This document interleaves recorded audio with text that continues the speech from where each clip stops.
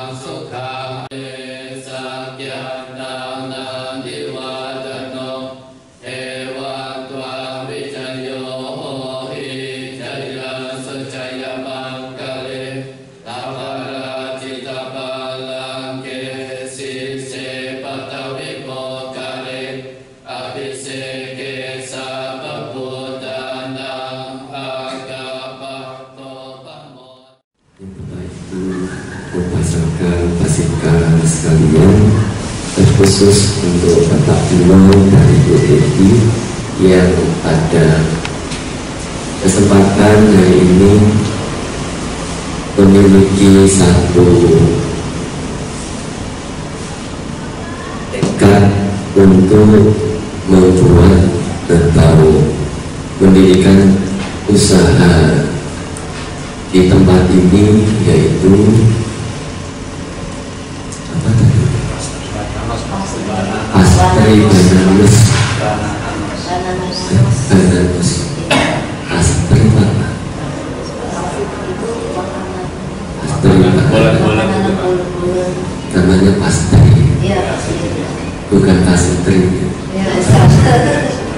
Ya.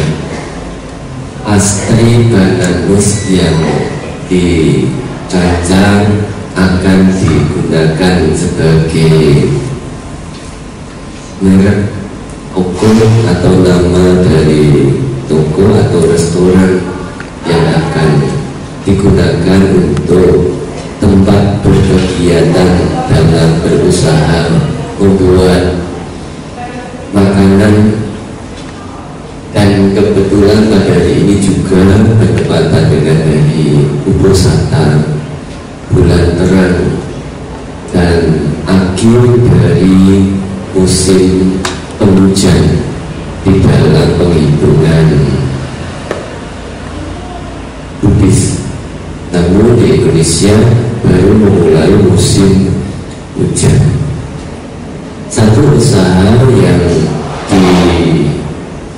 didirikan, yang dibangun oleh setiap orang, khususnya sebagai berumah tangga, karena berumah tangga tidak bisa menghindarkan diri dari apa yang disebut usaha untuk mendapatkan,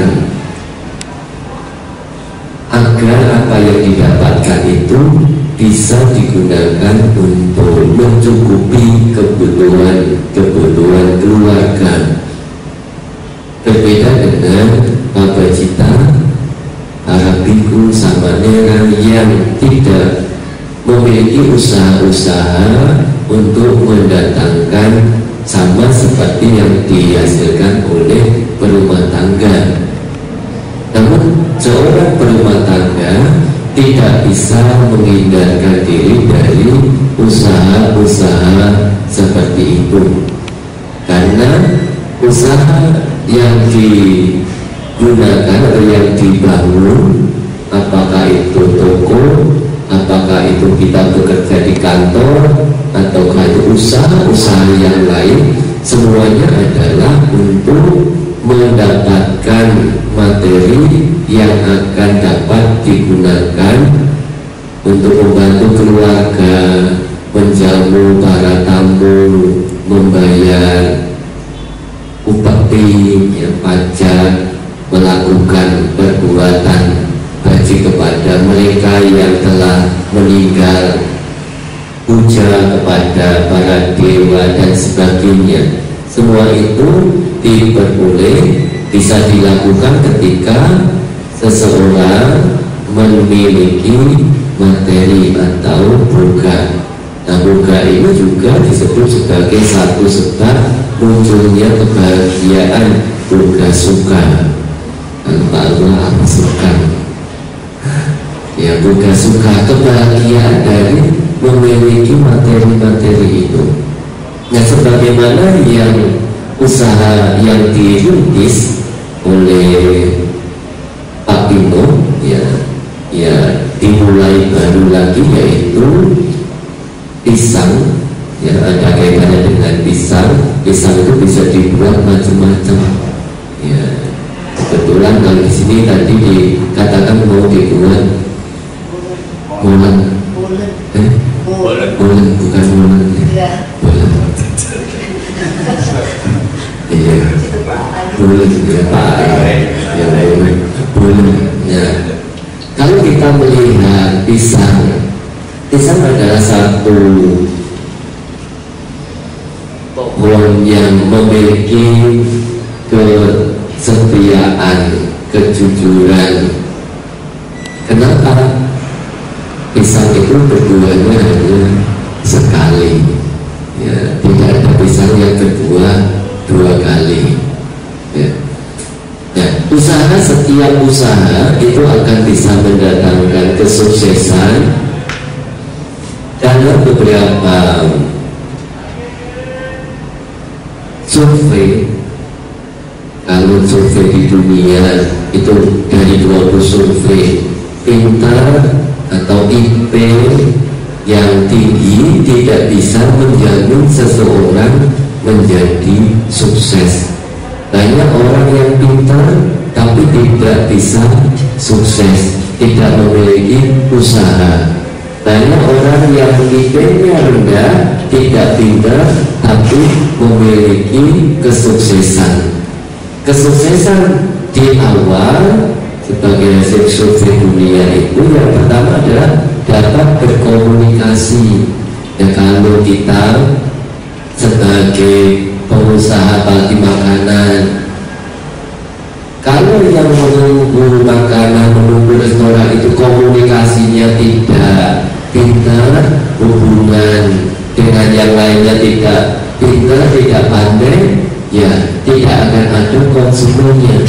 Ya, tidak mampu menawarkan, tidak bisa berbicara manis kepada konsumen, kepada pelanggan.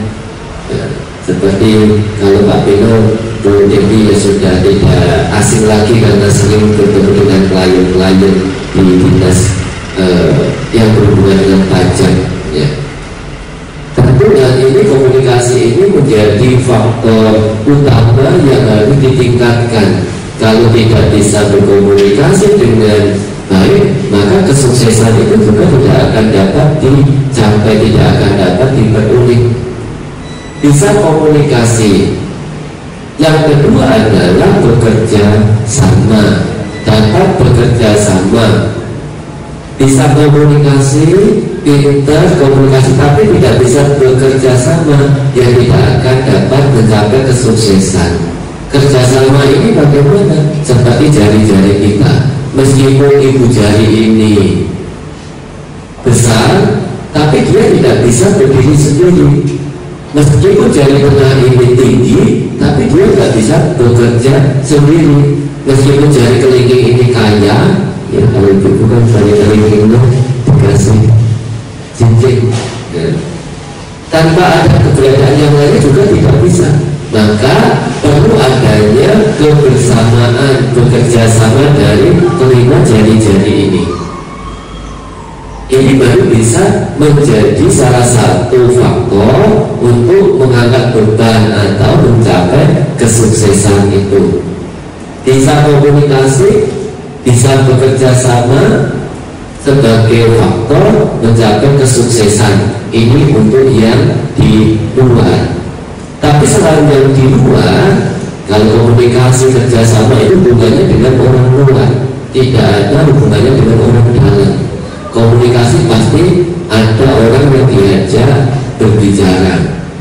Kerjasama pasti ada sedikitnya 1 atau 2 orang yang harus bekerja sama.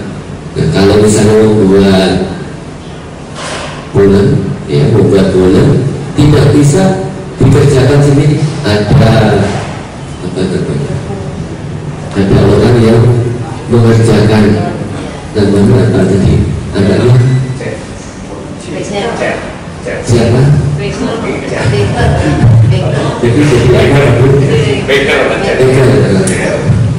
Ya, yang membuat makanan itu apa?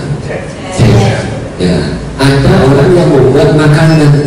Meskipun kita punya, tapi kalau tidak ada orang yang membuat makanan, ya tidak bisa. Ada orang yang membuat makanan di dapur, harus ada orang yang bagian di depan, yang bagian penjualan dan sebagainya. Itu minimal ada beberapa orang yang bisa diajak bekerja sama. Ini berhubungan dengan orang luar. Tapi satu hal yang tidak bisa dihindari, yaitu berkenaan dengan sajak kejujuran. Ya, kejujuran ini sebagai yang ketiga. Di bisa komunikasi, bisa bekerja sama. Kalau tidak jujur, ya hanya berjalan sebentar, berlaku sebentar.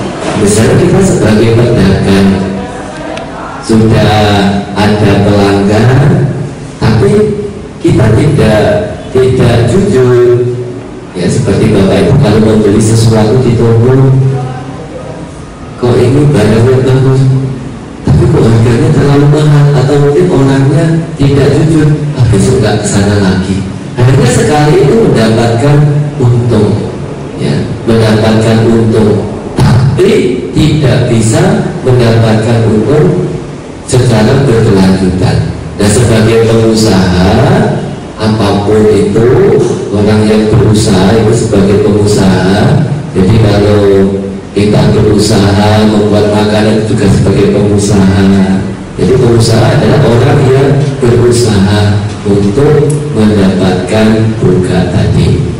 Ya, salah satu faktor dari dalam yang tidak bisa dihindari yaitu berkenaan dengan saja kejujuran. Ada orang mengatakan kejujuran itu mata uang yang berlaku di mana-mana.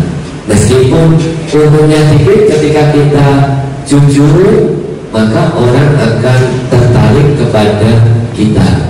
Nah, kenapa? Pada saat kita memiliki satu keuntungan yang besar, kalau kita tidak jujur, itu seperti kita menanam. Kalau kemarin kita menanam padi, pulang membawa jagung, nanam padi, pulang membawa jagung, bisa tidak? Bisa. Nanam padi, pulang membawa jagung, karena 3 bulan yang lalu kita sudah menanam jagung.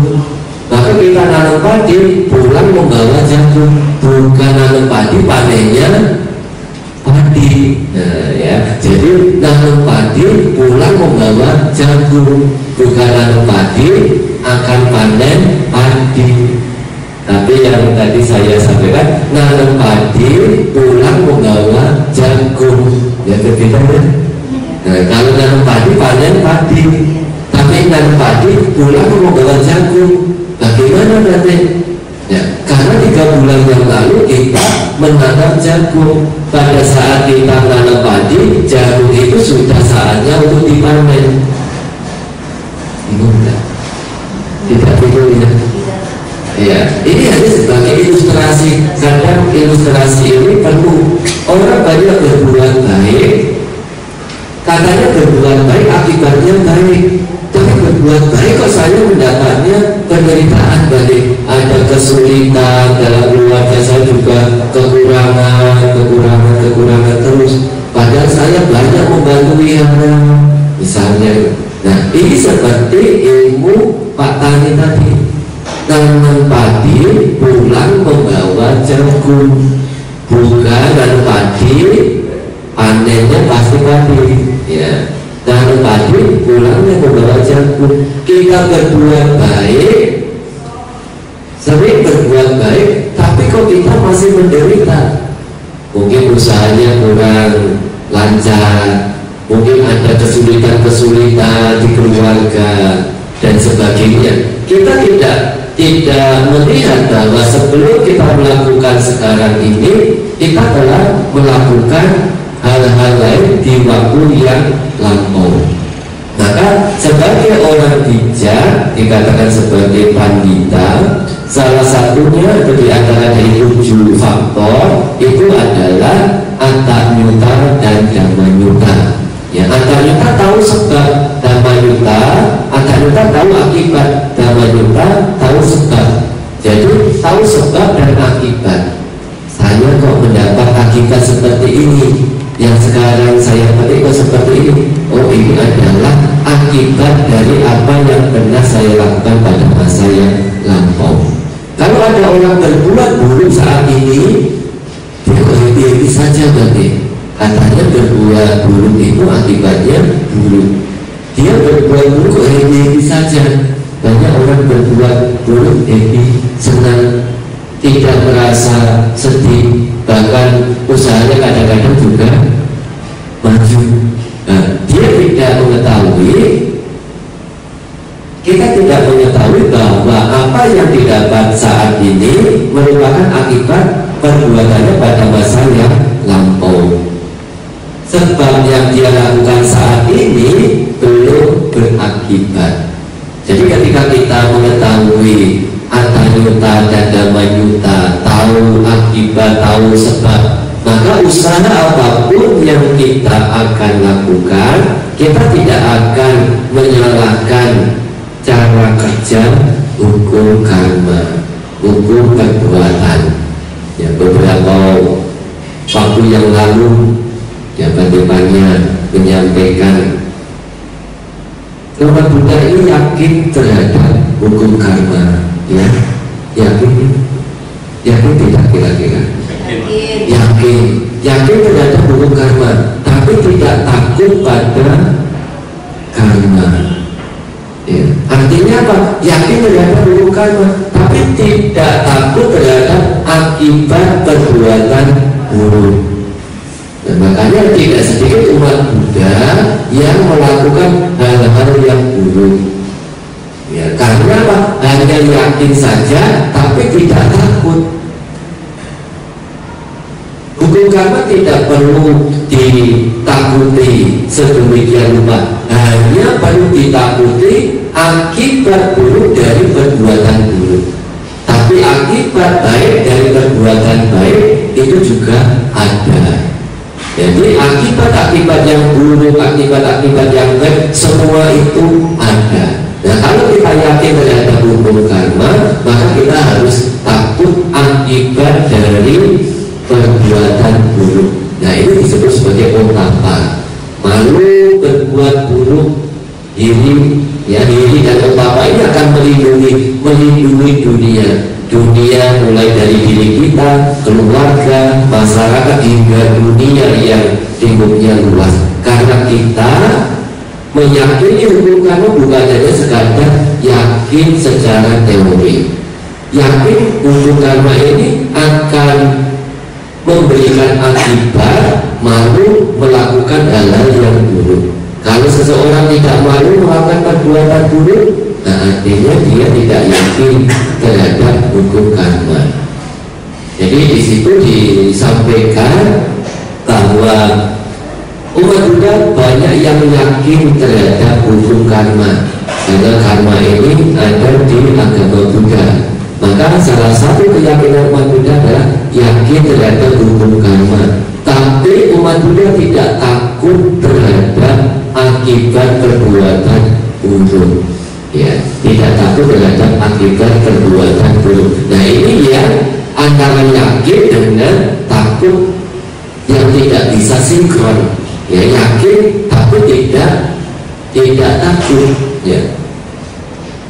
Perbuatan ini juga ada yang baik, ada juga yang buruk. Maka kalau kita melakukan perbuatan buruk, disitulah kita harus mengerem, ya, waspada. Jadi ini perbuatan ini berarti bisa berakibat tidak baik. Ya, perbuatan ini akibatnya nanti bisa baik. Kita tahu sebab dan akibat. Maka sebab akibat ini merupakan penerus dari akibat-akibat karma perbuatan apapun yang akan kita lakukan. Ya, apapun perbuatan yang akan kita lakukan, maka akibat-akibat itu akan menyertai.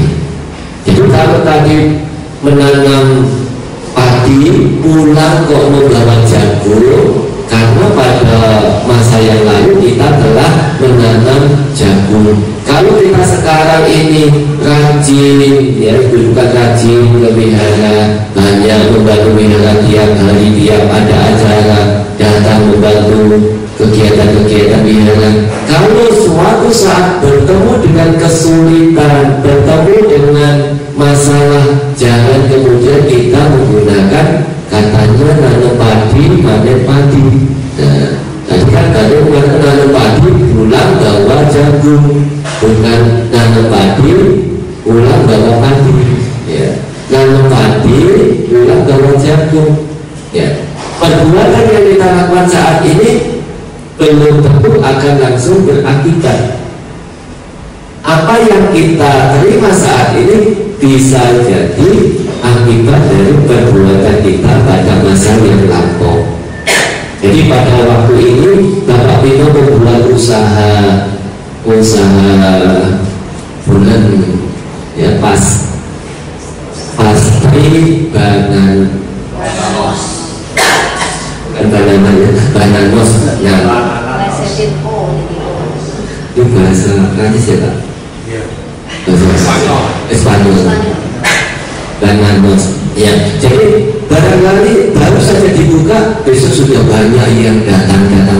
Wah, pokoknya Pak Pino baru dibuka kok sudah banyak yang datang, ini pasti ada apa-apanya ini ya. Pak Pino menggunakan jimat apa ya.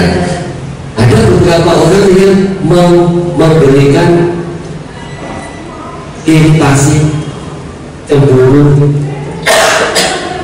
seperti itu. Baru dibuka kok sudah, misalnya saja ini Pak ya, hanya sebagai contoh.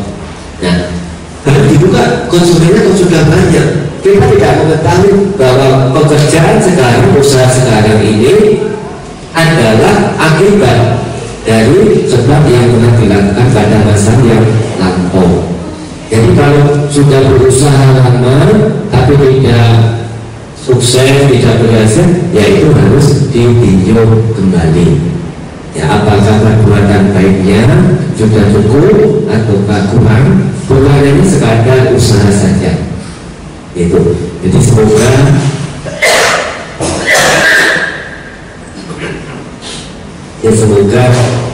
usaha dari Bapak Pino dan Ibu Devi dalam merintis pastry bananos ini bisa berjalan dengan baik, bisa berjalan dengan lancar sesuai dengan harapan dari Pak Pino dan Bu Devi. Dan semoga semua makhluk itu berbahagia.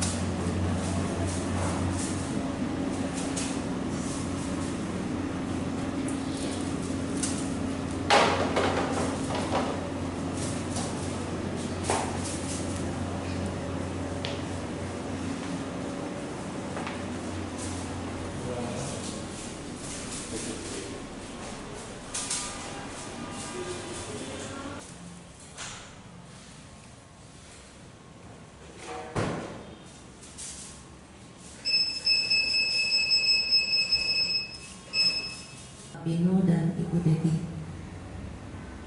Baiklah, sebelum kita tutup mungkin ada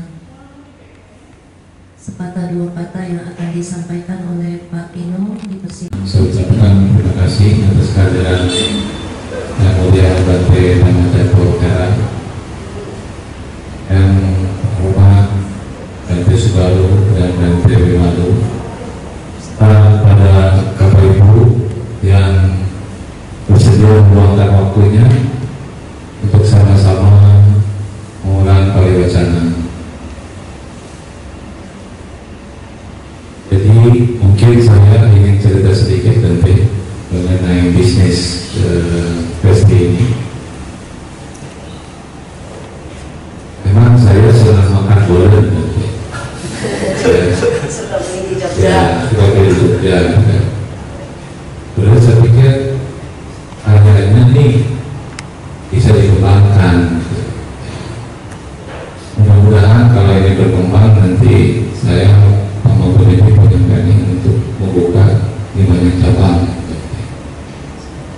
Dan sekaligus tujuannya bukan cuma dari sisi materi, tapi ada hasrat untuk bisa memberikan kesempatan pekerjaan kepada banyak orang. Karena makin banyak outlet berarti kan butuh karyawan lebih banyak. Kalau untuk bisnis konsultan sendiri ya secara materi sudah cukup gitu. Ya, tapi kalau untuk bisnis ini yang mudah-mudahan bisa memberikan manfaat kepada banyak orang, itu aja sebenarnya. Ya. Jadi itu aja Bapak Ibu. Sekali lagi kita modalnya atas kehadiran Bapak Ibu pada pagi ini. Semoga jasa kebaikan atau perbuatan baik yang Bapak Ibu lakukan mengkondisikan kita semua dalam kondisi sehat dan berbahagia. Terima kasih.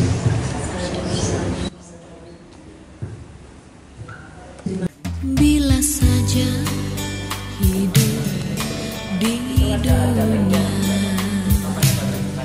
jauh dari sifat serakah,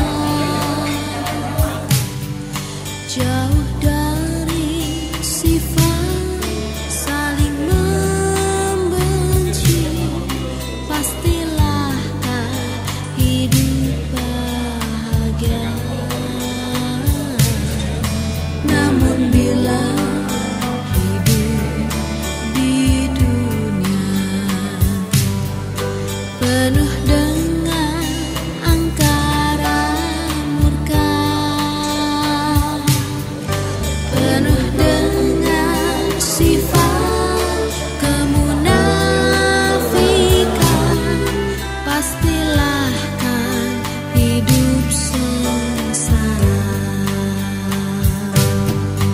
Mengapa tidak kita mencoba merenungkan ajaran sang guru Buddha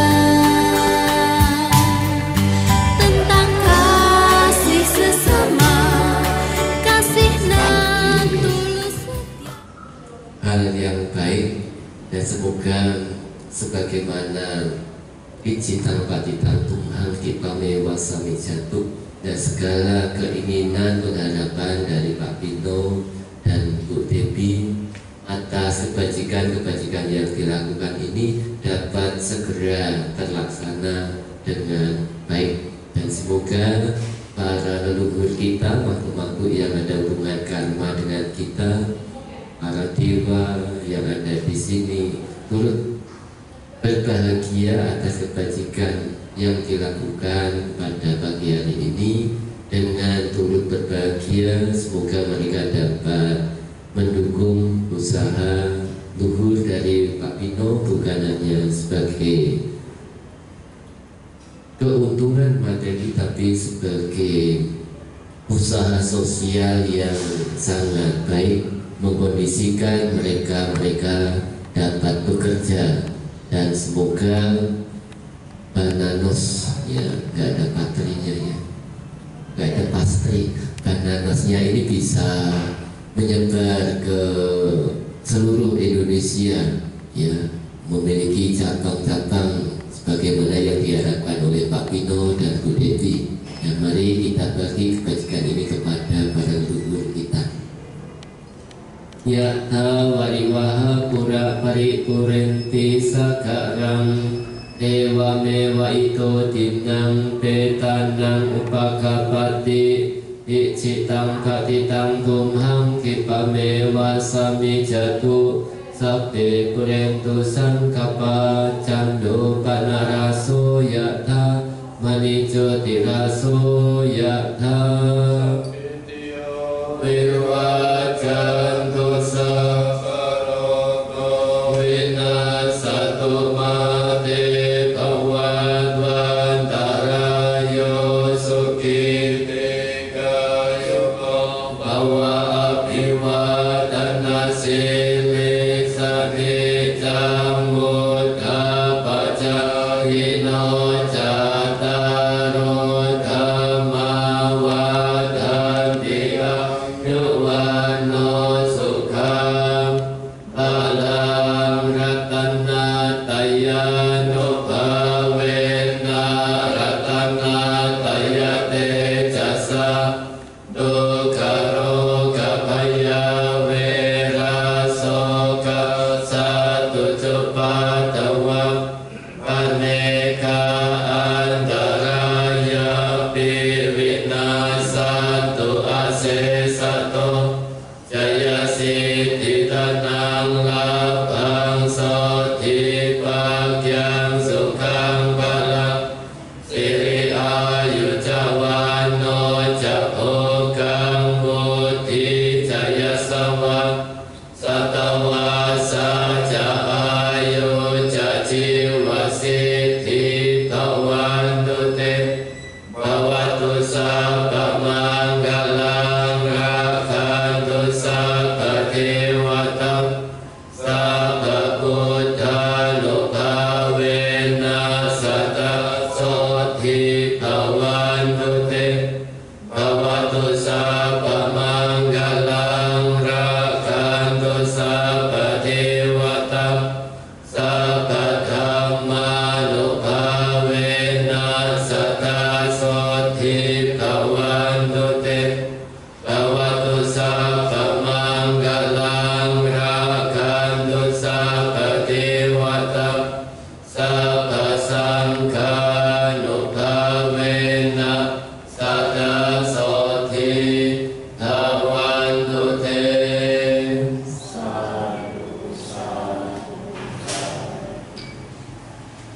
Bila saja hidup di dunia jauh dari sifat serakah, jauh dari sifat saling membenci, pastilah kan hidup bahagia. Namun bila hidup di dunia